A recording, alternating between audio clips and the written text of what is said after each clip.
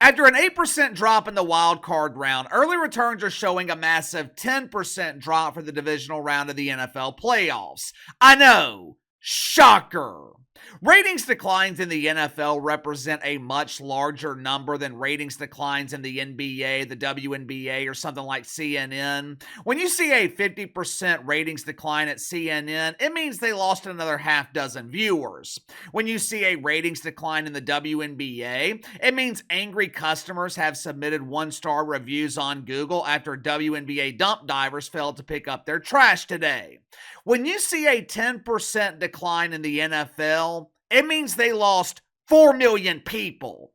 Last year, Niners-Packers in the divisional round in primetime on Saturday night, 37.5 million viewers. This past weekend, Redskins-Lions, 33.6 million.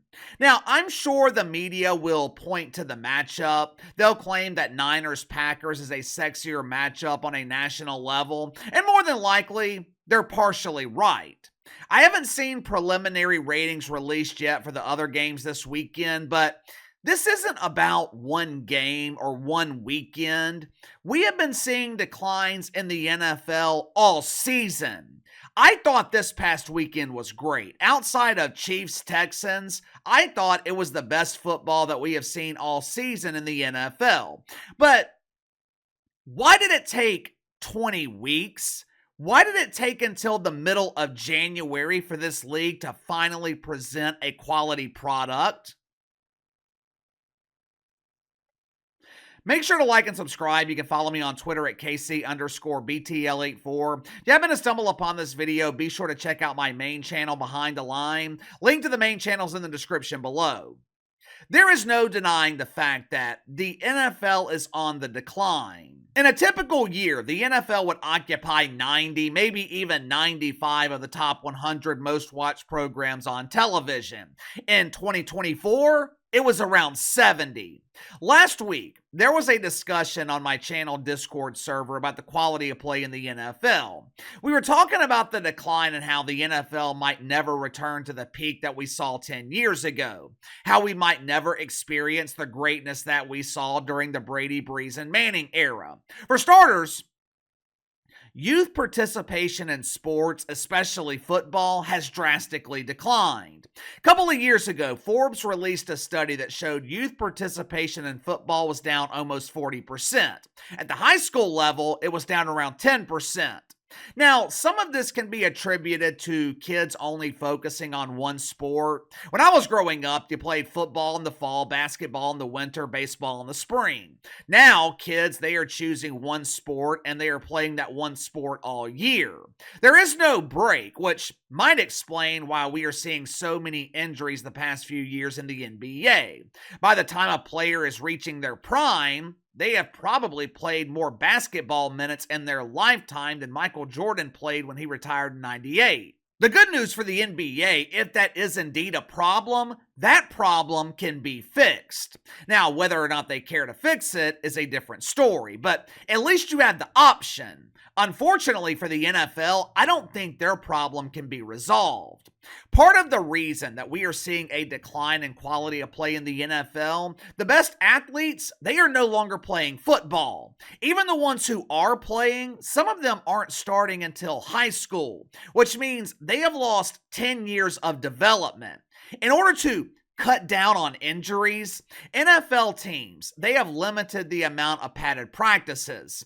I think teams are only allowed to have 17 padded practices throughout training camp in the regular season. They have the same amount of practices as they do games. I wonder if that has any effect on quality of play.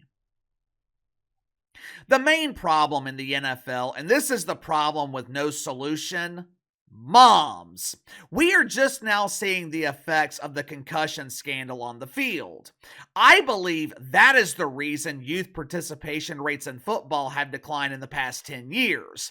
Moms are no longer allowing their kids to play football. If it were up to most dads, Rufus would be on the field at 5 years old, taking big hits well on his way to becoming doofus. But it ain't up to dad. It's up to mom. If you've ever been married, you know exactly what I'm talking about. Dad can go against mom's wishes if he wants, but he's not going to be living in peace. If he's not careful, he won't even be living in the house. Outside of removing tackling, there's just no way to make football safer. We have an abundance of data that proves if you take consistent hits to the head, you're at risk of having CTE. This is not 2005 where the risk was unknown. Once you sign that contract in the NFL in 2025, you are signing with the presumption of risk. You're signing knowing that 20 years from now, you might be living with irreversible brain injuries.